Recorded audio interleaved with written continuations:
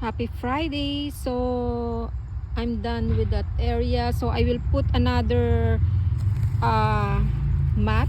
This one is with barrier fabric. I will try. Before I put this mat, I will put this dried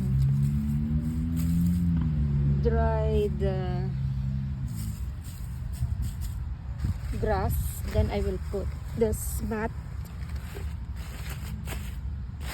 And then I have a clip, this one.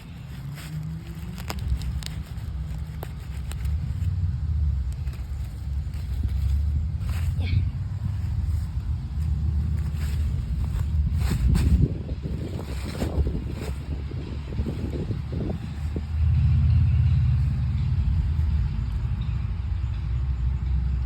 I will use the